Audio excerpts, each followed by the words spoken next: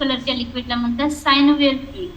आणि त्या सायनोव्हियल फ्लुइडला प्रोटेक्ट करण्यासाठी सायनोव्हियल मेम्ब्रेन असते, जी त्या फ्लुइडला सेंटरमध्ये ठेवत असते.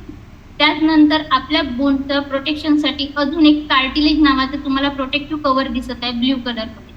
आणि हे जे दोन बोन्स आहेत हे एकमेकाला अटॅच असतात लिगामेंटद्वारे. ते लिगामेंट तुम्हाला दिसत आहे डायग्राममध्ये. हे आहे आपलं हेल्दी बोन. ठीक आहे. या हेल्दी बोनमध्ये जेव्हा प्रॉब्लेम क्रिएट होतात ते तुम्हाला राईट हँड साईडला डायग्राममध्ये दिसतात. जे बोन रुमॅटायटिस आर्थरायटिसच्या पेशंटमध्ये आढळून येतात. यामध्ये होतं काय, तर आपल्या रुमॅटायटिस आर्थरायटिसच्या पेशंटमध्ये जे सायनोव्हियल मेम्ब्रेन असते, जी तुम्ही इकडल्या साईडला बघता आहात, ते सायनोव्हियल फ्लुइडला प्रोटेक्ट करते. ती सायनोव्हियल मेम्ब्रेन स्वेलिंग होते. त्या सायनोव्हियल मेम्ब्रेनला स्वेलिंग येते, म्हणजे सूज येते. ती सूज आली की आपल्याला तिथे दुखायला लागतं. ती स्वेलिंग दिसते सुद्धा आणि